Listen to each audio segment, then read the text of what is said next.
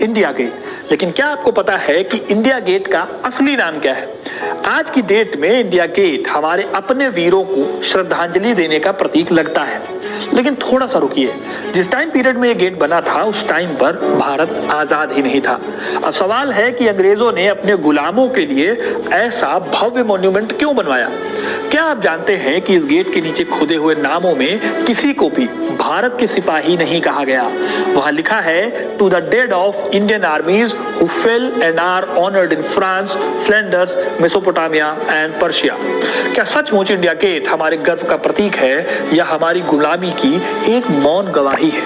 आज मैं आपको इसी इंडिया गेट की पूरी कहानी सुनाऊंगा, तो वीडियो को इन तक जरूर देखिएगा दोस्तों, क्योंकि अपना इतिहास नहीं जानोगे तो खुद को कैसे पहचानोगे। इंडिया गेट बनाने का आइडिया आया था ब्रिटिश वायसराय लॉर्ड चेम्सफोर्ड को, और यह आइडिया उनको फर्स्ट वर्ल्ड वॉर के बाद आया, जब यूरोप के कई देशों ने अपने शहीदों के लिए मॉन्यूमेंट्स बनवाए। साल 1921 में इंडिया गेट की नींव रखी ड्यूक ऑफ कनाट ने। इसको डिजाइन करने का जिम्मा दिया गया एक ऐसे शख्स को जो दिल्ली को ब्रिटिश एम्पायर की नई राजधानी देना चाहता था। इस शख्स का नाम था एडविन लुटियन। इन्हें दिल्ली के आर्किटेक्ट के नाम से जाना जाता है। इन्होंने इंडिया गेट को बनाया रोमन ट्रायम्फल आर्क के डिजाइन में, जो किसी जीत की निशानी होता है।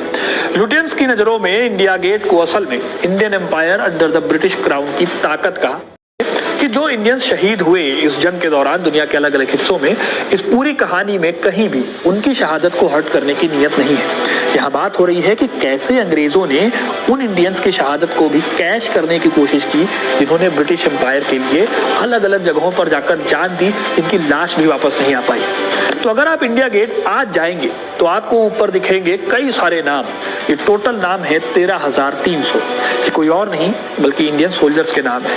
ये वो लोग हैं जो ब्रिटिश हुकूमत को बचाने के लिए दुनिया के कई मोर्चों पर जंग लड़ने गए, और फिर ये लोग कभी वापस नहीं आए। ये फर्स्ट वर्ल्ड वॉर और तीसरे एंग्लो अफगान वॉर के दौरान मारे गए सिपाहियों के नाम हैं। अलग अलग रेजिमेंट का हिस्सा बने ये लोग असल में ब्रिटिश आर्मी का ही हिस्सा थे। अब आप एक फैक्ट पर गौर कीजिए, ये सोल्जर्स भारत की आजादी के लिए नहीं बल्कि ब्रिटिश एम्पायर की रक्षा के लिए लड़े और मरे थे। युद्ध में ये सैनिक शहीद हुए, मगर वो शहीद हुए थे Indian loyalty to the British empire साबित करने के लिए। एक तरह से देखा जाए तो उनका बलिदान, उनकी वफादारी ब्रिटिश राज के लिए भारत के अटूट समर्पण का एक पॉलिटिकल और मिलिट्री सबूत था। इस मॉन्यूमेंट को बनने में लगे कुल 10 साल और 1931 में इसे देश को समर्पित किया गया। इंडिया गेट की ऊंचाई 137 फुट है। इसके कोने के मेहराबों पर ब्रिटिश सन को उकेरा गया है, जबकि मेहराब के दोनों ओर इंडिया छपाया हुआ है। मेमोरियल को बनाने के लिए राजस्थान के सैंडस्टोन और साउथ इंडिया के ग्रेनाइट पत्थर का इस्तेमाल किया गया। जब इंडिया गेट बनकर तैयार हुआ तब इसके सामने जॉर्ज द 5th की एक मूर्ति लगी हुई थी, जिसे बाद में अंग्रेजी राज की दूसरी मूर्तियों के साथ दिल्ली के कोरोनेशन पार्क में स्थापित कर दिया गया। हालांकि जब इंडिया गेट बनकर तैयार हुआ था तब तक वायसराय बदल गए थे। दोस्तों, ये वो टाइम था जब फ्रीडम मूवमेंट एकदम अपने पीक पर था। ऐसे में इस स्मारक के उद्घाटन ने यह भी दिखाने की कोशिश की कि इंडियन आर्मी अपने शासकों के लिए कितनी वफादार है, और भारतीय जनता को इन सैनिकों की तरह ही ब्रिटिश एम्पायर के लिए लॉयल होना चाहिए। यही वजह है कि ब्रिटिश एम्पायर के लिए इंडिया गेट सिर्फ एक पत्थर की इमारत नहीं थी, बल्कि साम्राज्यवादी प्रोपेगेंडा का एक ताकतवर टूल भी था। अब आपको बताता हूं कि आखिर पहले वर्ल्ड वॉर में हुआ क्या था। आखिर क्यों इस जंग की वजह से मेमोरियल ही बनाना पड़ गया, जबकि ब्रिटिश हुकूमत गुलामों के लिए कुछ नहीं करती, तब भी उन्हें कोई खास परेशानी नहीं होती। शायद उन सिपाहियों का जो क्रेडिट है वो चला जाता। जब पहला वर्ल्ड वॉर शुरू हुआ तो ब्रिटेन की सेना की जरूरतों को इंडियन आर्मी ने ही पूरा किया। इस युद्ध में भारत से लगभग 13 लाख सैनिक भेजे गए, लेकिन इन सोल्जर्स को कोई क्रेडिट नहीं दिया गया। इस भारी भरकम संख्या का इस्तेमाल ब्रिटिशर्स ने औपनिवेशिक तोप के चारे की तरह किया। अब ये सिपाही असल में थे कौन? ज्यादातर ये सिपाही पंजाब, नॉर्थ वेस्टर्न फ्रंटियर के और मराठा क्षेत्रों के गरीब किसान और मजदूरों के बेटे थे। इन लोगों को भर्ती किया गया था ये लालच देकर कि उनको इज्जत और सैलरी दोनों मिलेगी, लेकिन असली वजह तो कुछ और ही थी। सबसे बड़ी बात यह थी कि सेना में भर्ती होने वाले सैनिकों को पता ही नहीं था कि वो कहां, किस मकसद से और किस जंग के लिए भेजे जा रहे हैं। वर्ल्ड वॉर के दौरान इंडियन आर्मी के सैनिकों को पूरा आशीर्वाद मिलेगा। फ्रांस और फ्लैंडर्स, गैलीपोली, ईस्ट अफ्रीका और इजिप्ट, मेसोपोटामिया की तपती रेत से लेकर फ्रांस की बर्फीली खाइयों तक इन सैनिकों को बहुत ज्यादा नए माहौल में लड़ाई लड़नी पड़ी। उन्हें राशन कम मिलता था, उनके हथियार खराब थे, यूरोपियन सैनिकों के कंपैरिजन में उनका इलाज भी घटिया ढंग से होता था, लेकिन असल में उनको एक ढाल बनाया गया था। अक्सर उन्हें आगे की लाइन में रखा जाता था ताकि ब्रिटिश सोल्जर्स की जान बच सके। इस हालत पर एक इंडियन सोल्जर ने अपनी पत्नी को लिखे एक लेटर में इस कंडीशन को बताया है। वो लिखते हैं, यहाँ की ठंड हमारी जान ले रही है, हम हर समय भूखे रहते हैं, अंग्रेज हमें अछूत समझते हैं और हम पर चिल्लाते हैं। मैं नहीं जानता कि मैं कभी घर लौट पाऊंगा या नहीं, लगता है हम यहाँ मरने के लिए भेजे गए। असल में लेटर सिर्फ एक सैनिक नहीं बल्कि हजारों भूले हुए योद्धाओं की आवाज थी। ऐसे ही फ्रांस की कीचड़ भरी खाइयों में हजारों भारतीय सैनिक ठंड, भूख और दुश्मन की गोलियों का शिकार हुए। उनकी लाशों को वहीं छोड़ दिया गया या फिर उन्हें सामूहिक कब्रों में एक साथ दफना दिया गया। अब उनके नाम भले ही इंडिया गेट की दीवार पर खुदे हुए हैं, लेकिन उनकी असली कहानी को मिटा दिया गया। कॉलोनियल हिस्ट्री में उनके बलिदान को बस एक एग्जाम्पल की तरह दिखाया गया कि वो ब्रिटिश ताज के लिए लॉयल है, जबकि असल में उनकी मजबूरी और उनके शोषण का एक बेहद डार्क चैप्टर था ये। इंडिया गेट पर लिखे उनके नाम हमें याद दिलाते हैं कि हम एक ऐसी श्रद्धांजलि को पूज रहे हैं जिसकी नींव एक औपनिवेशिक छल और भारतीय रक्त की गाथाओं में है। इंडिया गेट के पत्थरों के नीचे कुछ अनसुनी कहानियां भी दफन हैं जो हमें ब्रिटिश राज के तहत भारतीय सैनिकों की भयानक हालत के बारे में बताती है। जैसे मेसोपोटामिया कैंपेन, जिसे आज इतिहास में अक्सर अनदेखा कर दिया जाता है, वो असल में इंडियंस के लिए एक कत्लेआम था। इस अभियान में अकेले 12,000 से ज्यादा भारतीय सैनिकों की मौत हुई। इसके पीछे की वजह थी सप्लाई की कमी, पुअर मेडिकल फैसिलिटीज और ब्रिटिश ऑफिसर्स का इंडियंस पर ध्यान न देना।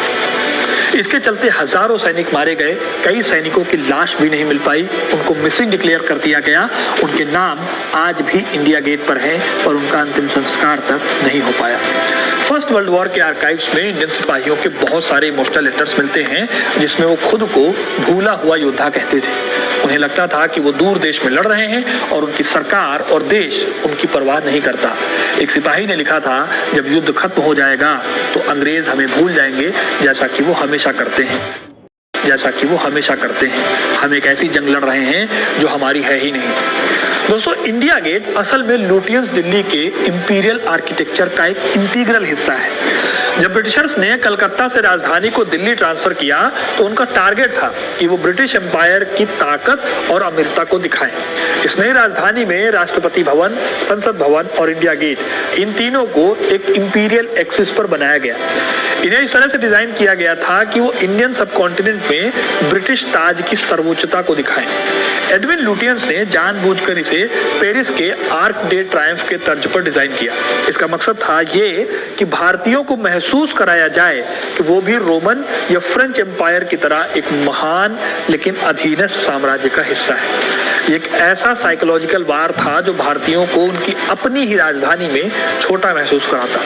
इंडिया गेट का मेहराबदार ढांचा, इसकी ऊंचाई और जिस तरह से ये राष्ट्रपति भवन से एक सीधी लाइन में जुड़ा हुआ है, ये सब एक कॉलोनियल सिंबोलिज्म से भरा हुआ है। इतिहासकार विलियम डैलिम्पल ने लुटियंस की दिल्ली के बारे में कहा है कि ये ब्रिटिश शासन के अनंत रहने की उम्मीद का एक आर्किटेक्चरल सपना था। 1947 में जब देश आजाद हुआ तो ब्रिटिश राज के कई सिंबल्स को तो हटा दिया गया, लेकिन इंडिया गेट खड़ा रहा। सवाल उठा कि क्या हमें इस औपनिवेशिक स्मारक को हटा देना चाहिए। हालांकि नए भारत के नेताओं ने थोड़ी दूर की सोच दिखाई।